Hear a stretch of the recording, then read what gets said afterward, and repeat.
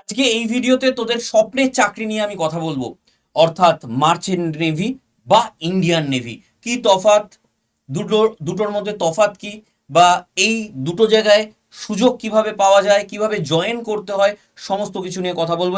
In fact arts বা তুই যদি কমার্সের স্টুডেন্ট হোস তাহলেও তুই জয়েন করতে পারবি, সেটাও কিভাবে, সেটা আমি সম্পূর্ণ এই ভিডিওতে তোদেরকে বলে দেবো। বহুদিন ধরেই তোদের একটা ডিমান্ড ছিল যে যদি আমাদের মার্চেন্ট নেভি আর ইন্ডিয়ান নেভির তফাৎ কি, কিভাবে জয়েন করে, এগুলো নিয়ে ডিটেলিং একটা ভিডিও দেন। তো ভাবলাম তোদের জন্য বানিয়ে দিই। যারা ক্লাস 12 দিচ্ছিস, ফিজিক্স কেমিস্ট্রি ম্যাথ নিয়ে বা সায়েন্স নিয়ে পড়ছিস তারা, বা আর্টস কমার্স নিয়েও যারা পড়ছিস তাদের জন্য একটা অসাধারণ অপরচুনিটি, অসাধারণ সুযোগ। চল আমরা দেখে নেব আজকের ভিডিওতে ডিটেলিং। তবে শুরু করার আগে, আমি জয় স্যার, 10 বছরের অভিজ্ঞতা সম্পন্ন, 9, 10, 11, 12 নিট জেই থেকে শুরু করে এনএম জিএনএম জেন পাস সমস্ত কিছুর জন্যই আমি ফিজিক্স ক্লাস করিয়ে থাকি। যারা এই চ্যানেলে নতুন তারা অবশ্যই আমাদের স্মার্ট স্কুল বেঙ্গলি এই চ্যানেলটাকে অবশ্যই সাবস্ক্রাইব করে নে, কারণ এই চ্যানেলের শর্ট সেগমেন্টে তোরা পেয়ে যাবি এক্সপেরিমেন্টাল ভিডিও, ভিডিও সেগমেন্টে সমস্ত আপডেটেড ইনফরমেশন, এবং লাইভ সেগমেন্টে পেয়ে যাচ্ছিস তোরা সমস্ত পরীক্ষা সংক্রান্ত লাইভ আপডেট পেয়ে যাচ্ছিস ভিডিও সেগমেন্টে। ঠিক আছে? আর লাইভ ক্লাসের জন্য লাইভ সেগমেন্ট তোরা অবশ্যই দেখতে হচ্ছে, তো অবশ্যই চ্যানেলটাকে সাবস্ক্রাইব করে নিস। এটা হচ্ছে আমাদের একটা নার্সিং এর এবং প্যারামেডিক্যালের কমপ্লিট ব্যাচ, যার মধ্যে এএনএম জিএনএম জেন পাস, তাছাড়াও এইমস নার্সিং, এসএমএফ ডাব্লিউবিডব্লিউ, বিএইচ এর সমস্ত কিছুর মধ্যে ইনক্লুডেড। 4খানা হার্ড কপি বই তোদের বাড়িতে পৌঁছে যাবে, যেটা নিট লেভেলের বই, এবং তাছাড়াও এর মধ্যে মক টেস্ট, ইবুক থেকে শুরু করে সমস্ত কিছু আছে। আরও ডিটেলিং ইনফরমেশনের জন্য ব্যাচ সম্বন্ধে 9681262518 এই নাম্বারে ডিরেক্টলি আমার সাথে তোরা যোগাযোগ করে নিস। এই রয়েছে আমাদের কিছু সাকসেসফুল স্টুডেন্ট যারা জেন পাসে সাকসেস পেয়েছে এবং এএনএম জিএনএম এ সাকসেস পেয়েছে। এই হচ্ছে আমাদের সেই স্টুডেন্ট। এছাড়াও এসএমএফ ডাব্লিউবিডব্লিউ, বিএইচ এ এরকম প্রচুর সাকসেসফুল স্টুডেন্ট আমাদের রয়েছে। তো আজকের ভিডিও মার্চেন্ট নেভি এবং ইন্ডিয়ান নেভি নিয়ে। বেসিক ডিফারেন্সটা আগে আমরা জেনে নিই। এই দুটোর মধ্যে বেসিক ডিফারেন্স দেখ, এটা হচ্ছে সম্পূর্ণ একটা প্রাইভেট সেক্টর, বাণিজ্যিক পরিবহন, অর্থাৎ পণ্য বা যাত্রী পরিবহন, বা আমি এক কথায় বললে এক্সপোর্ট ইম্পোর্টের কাজটা হচ্ছে মার্চেন্ট নেভির। ঠিক আছে? কি বললাম? এক্সপোর্ট ইম্পোর্টের কাজটা হচ্ছে কাদের? মার্চেন্ট নেভির। ঠিক আছে? নেভির চুক্তিভিত্তিক কাজ, চুক্তি শেষে ছুটি, সাধারণত অনেক বেশি অভিজ্ঞতার ভিত্তিতে দ্রুত প্রমোশন হয়ে যায়। ভারতীয় নৌবাহিনী, ইন্ডিয়ান নেভি, একটা আলাদাই ব্যাপার, আলাদাই গ্র্যাভিটি থাকবে তোর মধ্যে, আলাদাই সম্মান। দেশের জন্য লড়ছিস তুই, দেশের জন্য। মানে এই যে আমাদের ইন্ডিয়ার যে জলপথ রয়েছে বা জলসীমা, এটাকে সম্পূর্ণ রক্ষা করছে আমাদের ইন্ডিয়ান নেভি, যারা 24 ঘন্টা নিজেদের জীবন বাজি রেখে লড়াই করে যাচ্ছে। আলাদাই সম্মান। এখানে লেখাই রয়েছে দেখছিস, দেশের জলসীমা রক্ষা, স্থায়ী চাকরি, পেনশন আছে, নির্দিষ্ট বেতন কাঠামো, সরকারি সুযোগ সুবিধা সমস্ত কিছুই রয়েছে এখানে। এটাই রয়েছে, অর্থাৎ মার্চেন্ট নেভিতে দীর্ঘ সমুদ্রযাত্রা, কাজের মধ্যে আন্তর্জাতিক ভ্রমণ, কাজের পর ছুটি। আর এখানে রয়েছে অত্যন্ত সুশৃঙ্খল এবং নিয়মানুবর্তিতা জীবন, ঘন ঘন বদলি হতে পারে। আর মার্চেন্ট নেভিতে রয়েছে খারাপ আবহাওয়া, বিচ্ছিন্নতা, বিভিন্ন রকম ঝুঁকি। আর এখানে যুদ্ধের পরিস্থিতি, কঠোর সামরিক শৃঙ্খলা। তো এই হলো বেসিক ডিফারেন্স মার্চেন্ট নেভি এবং ইন্ডিয়ান নেভির মধ্যে। সম্পূর্ণ গভর্নমেন্ট জব হচ্ছে ইন্ডিয়ান নেভি, এবং মার্চেন্ট নেভি কিন্তু পিওরলি প্রাইভেট। বোঝা গেছে? নেক্সট, যারা মার্চেন্ট নেভিতে জয়েন করতে চাস, ডেক অফিসার হিসাবে জয়েন করতে পারিস, জিএনএস বা BSc nautical science. Engineering officer হতে পারিস। ঠিক আছে? যারা মেকানিক্যাল ইঞ্জিনিয়ারিং বা ইলেকট্রনিক্স নিয়ে পড়াশোনা করছিস ইঞ্জিনিয়ারিং থেকে, সেখানে তোরা জয়েন করতে পারিস। ETO, electro technical officer, electro technical officer হিসাবে তোরা জয়েন করতে পারিস। আর একটা জিনিস আছে, জিপি রেটিং। যারা আর্টস বা কমার্সের স্টুডেন্ট তারাও কিন্তু এই জিপি রেটিং এর মাধ্যমে কিন্তু তোরাও জয়েন করতে পারিস। ক্লাস 10 পাস করেই তোরাও কিন্তু জয়েন করতে পারিস জিপি রেটিং এর মাধ্যমে। আরও যদি এই সম্বন্ধে জানতে হয় ইন ডিটেলিং, অবশ্যই কমেন্ট সেকশনে আমায় জিজ্ঞেস করিস, আমি আলাদা করে দরকার হলে এটা নিয়ে ভিডিও বানিয়ে দেবো। যারা ইন্ডিয়ান নেভিতে জয়েন করবি, এখানে দেখ আর্মি, নেভি, এয়ারফোর্স, এই 3টে জায়গায় আমি লিখে রেখেছি।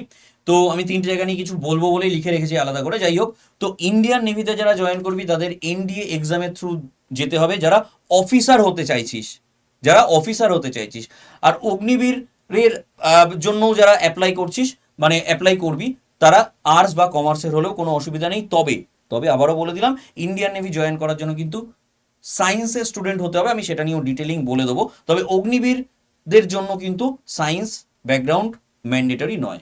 যেমন যারা আর্মিতে জয়েন করবে আফটার মানে এনডিএর 3 বছরের ট্রেনিং কমপ্লিট করে দিয়ে তারপর IMA থেকে যারা মানে 1 ইয়ার পুরো একদম মানে লেফটেন্যান্ট পদে যারা রয়েছে, তো তারা আর্মির যারা, তারা কোথায় ট্রেনিং করবে? তারা ট্রেনিং করবে দেরাদুনে। এই 1 বছর যে ট্রেনিংটা হবে এটা করবে দেরাদুনে। ঠিক আছে, একসাথে সমস্ত পড়াশোনা সবার হয়ে গেল। ঠিক আছে, এনডিএ দিল, এনডিএ ক্র্যাক করে দিয়ে তারপর আমি দেখাচ্ছি কি কি এক্সাম তোদের দিতে হবে, ক্র্যাক করতে হবে। দিয়ে তারপর কি করলো না, 1 বছরের যে ট্রেনিংটা সেটা কিন্তু আলাদা আলাদা জায়গায় পাঠিয়ে দেওয়া হয়।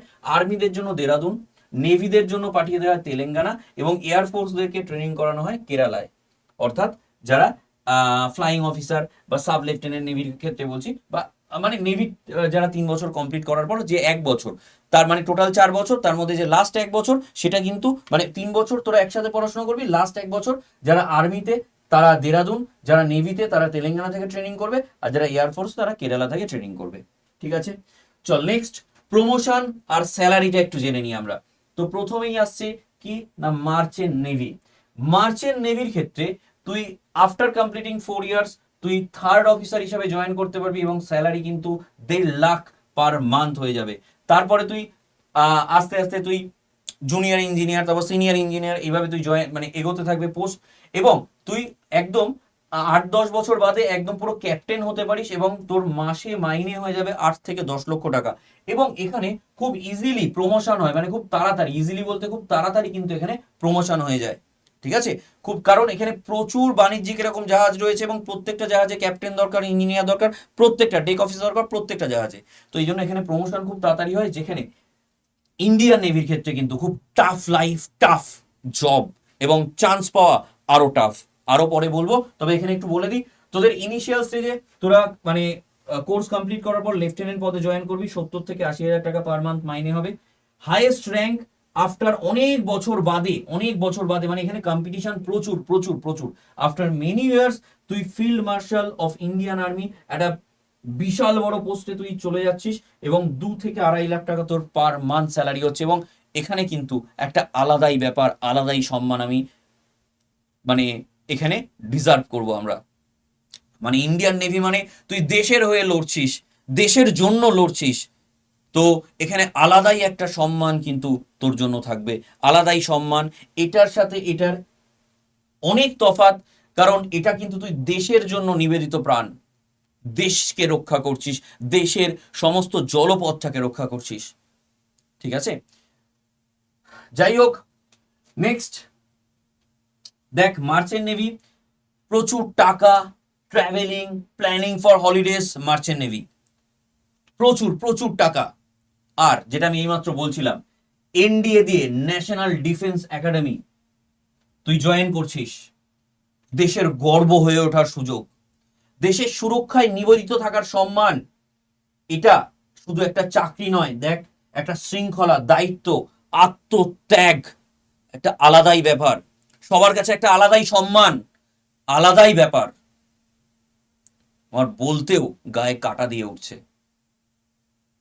এই পদগুলো যে কারোর পক্ষে ডিজার্ভ করা সম্ভব নয়, এই পদগুলো ডিজার্ভ যারা করেন, মানে তারা প্রত্যেক মুহূর্তে নিজের জন্য বাঁচছেন না, প্রত্যেক মুহূর্তে দেশের প্রত্যেকটা মানুষের জন্য বাঁচছেন, আমার জন্য বাঁচছেন, সবার জন্য বাঁচছেন, সবাইকে রক্ষা করে যাচ্ছেন।